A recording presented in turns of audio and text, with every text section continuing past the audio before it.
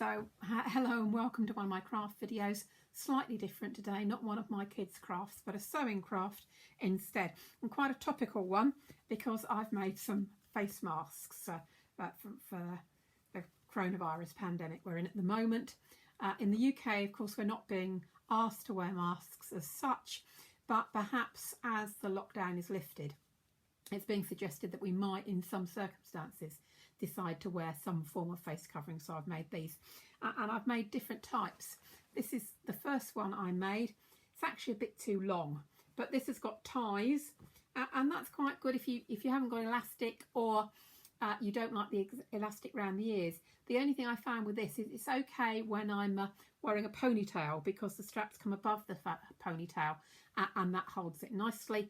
It's slightly more difficult in getting it the right fit when I got the hair down. It was a bit messy when I got the hair down, so that's why I'd made these ones as well. So these have earplugs, ear loops on, so you just put them around your ears, and I'll show you that in a minute. They've got all the ones I've got a sort of concertina pattern, so that when you pull them like that, they fit round your face. So I'll just put this one on to show you.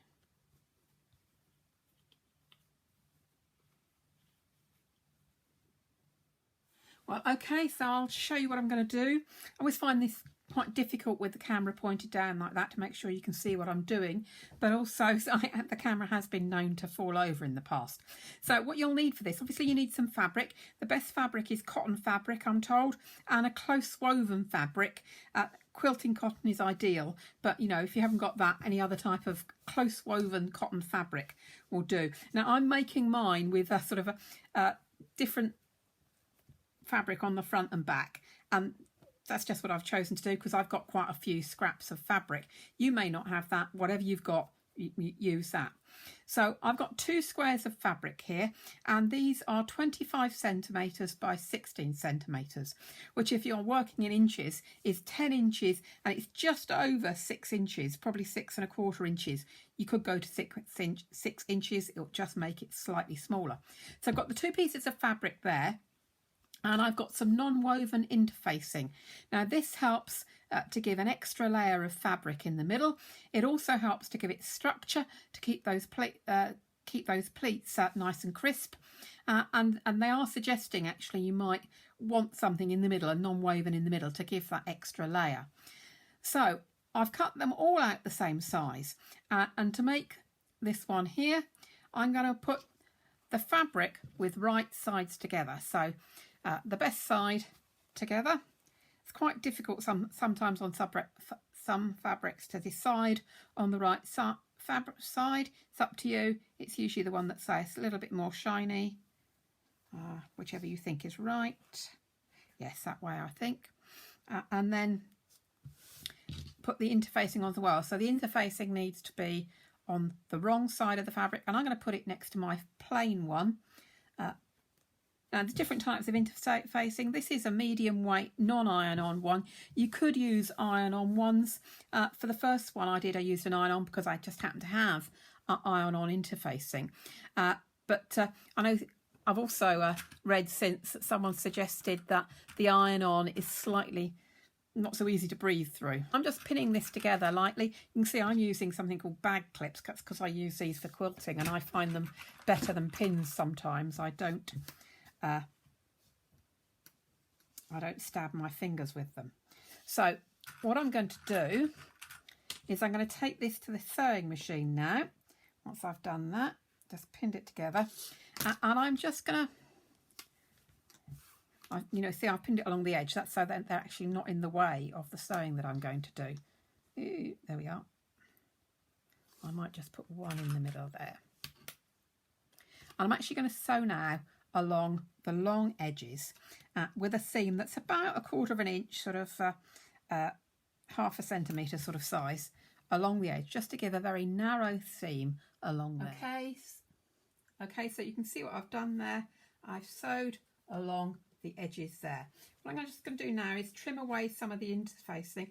This is what we call grading the seam, and it just helps it to fold a bit better. So I'm going to trim along the interfacing there.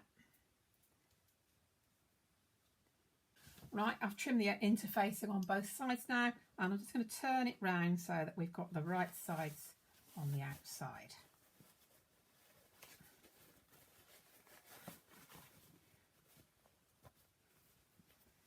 Turn that round. You see, just trimming the interfacing makes that roll over that way. So for me, the fabric, the pattern side is going to be the right side. It's a bit of a funky one with a frog. And what I'm going to do now is I'm going to take this over to the ironing table. I'm going to use one of my quilting rulers to do this. And often I use, this is a raisable pen, and it's water raisable, so I'll mark it and then the marking will disappear. And I'm going to mark it on this side because I think it's going to be easier to see on this. So the first thing to do is to find the centre, and in fact I'm not going to do that with the ruler. I'll just do that like this by folding it to find the centre. So I'm going to mark the centre there, and I think I'm just going to be able to see it with this pencil, this pen. Don't know whether you'll be able to see it there, but I've marked a line there and there. Because it's a darker fabric and it might be difficult, particularly if you see on the video, I'm going to use a tailor's chalk here. It's white, so it might show up a bit more, and this just brushes off after you've used it. So I'm just making a line for the centre there, and I've marked it all the way along. I wouldn't necessarily do that, but because it's chalk, it'll just come off ever so easy. So that's the first line that I've made there, and then I'm going to make a line 2 centimetres up from that. So 2 centimetres up there, and another one 2 centimetres down. See what I'm doing in a minute. 2 centimetres down, and then from that mark I'm going to go up another 3 centimetres there, and down another 3 centimetres, 2, 3, making marks like that. So I've marked it all out, and now I'm going to go to the ironing table. So where I've marked that, this line here, I'm going to pinch that like that, and then press that like that. Again, the other side, that where I made that 2 centimetre mark, take that, pinch it and press it like that. And then that there, make sure I've got all the fabric together. Going to fold it over to form a pleat. So press that down like that to form the pleat. And again with the other side, bring that over to form a pleat. So I'm going to put a clip here. You can pin it. I just find I stab myself too many times with pins. A bit clumsy with them. So I'm going to clip that like that there. So that's your centre box pleat, like that. And then this one, again, pinch that where those marks are and press it like that. And then just fold that up. And I haven't put a mark on there, but it's just basically folding it about 1 centimetre down from that other fold there. So I'm going to press that there. You could put a mark on either end to do it, but I've made several of these, so I know sort of about the size it is. Again, I'm just going to pin that there and there. And then what I'm going to do is I'm going to sew that across there, just fairly close to the edge. Don't want too much to be seen, but just so that it secures the pleats in place while I do the next bit. Okay, I've stitched along the edges there, so you can see that holds up the folds in place, and you can see it then gives it sort of a concertina effect, so that you can pull it out like that and then pull it back like that. It can actually be worn either way round. Just when you are wearing it, just stick to one way, because otherwise you get contamination and it could cross-contaminate. That's how that's done with the concertina effect. And then you're going to want to put something down there to put the elastic in. And I've cut 2 pieces of fabric. These, I'm using a contrasting piece of fabric. You could use anything. In fact, the simplest way to do it, if you wanted to, if you made it slightly longer, you could turn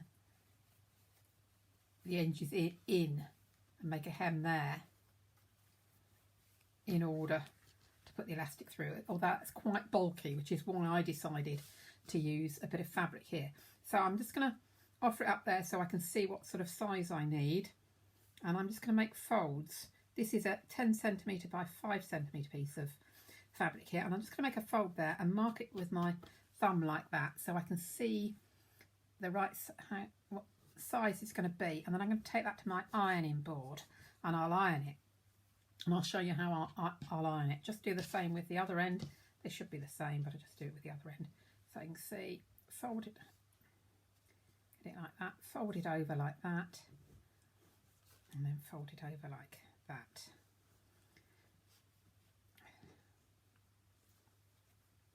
And then that sort of neatens it up like that. And then I'll take this over to the ironing board and I'll iron it. Okay, so I've marked the folds and I'll just iron them over like that. Make a crisp fold, iron the ends in. And then I'm going to do some other folds as well. First of all, I'll fold it in half.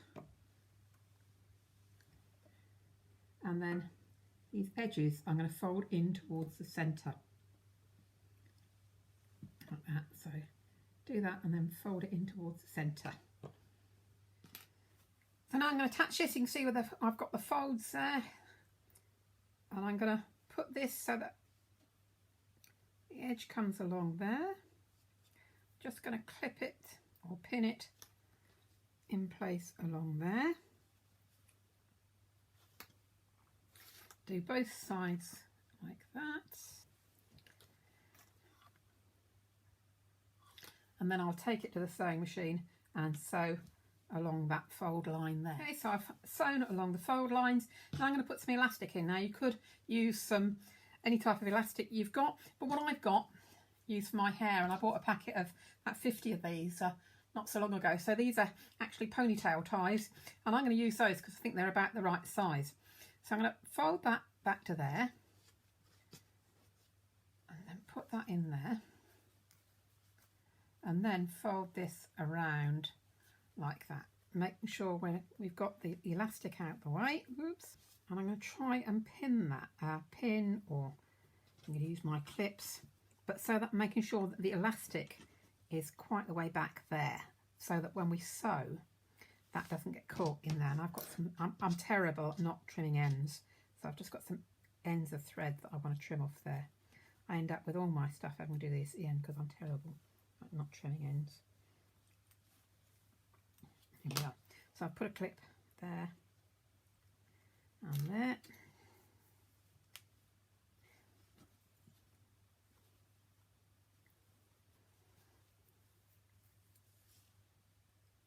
And then I'm going to take it to the sewing machine and sew along there, and that will catch the other side in as well. But as I say, making sure that you keep that out of the way. So there we have a very, very simple face covering. It's like the concertina design so that it fits around your face. You can adjust it to your face. If you didn't want to make these sort of contrast loops at the end, you could make it a bit longer, and then when you come to sew it, just fold the fabric over to create a tunnel there and neaten it that way. But I quite like it with the contrast on there, and so you can wear it either way round, but would advise actually to keep it the same way round all day when you're out, and then you won't get sort of cross contamination when you turn it round. Now these ones I'm making with ties, and I've done exactly the same way, but instead of doing the long edges there, sewing that, I've sewed the short edge there and then just turned it round and out like that. So what I did with this was, having folded it, I then stitched a double row of stitching on either side to make sure it was nice and secure there. And so it's already neatened because I folded the fabric inside out. But what I did with the ones like that was then I put the straps on, the ties on, and I just took a piece of fabric that was a strip at 4 centimetres, so that the straps were slightly narrower than they had been on this end piece. Attached them in exactly the same way, doing that folding like a book and then attaching it like a bias binding, And so there you've got the two straps on that one. So there are various different ones that I've done. Hope you are able to make some of them. As I say, that concertina pattern just helps them to pull out into shape.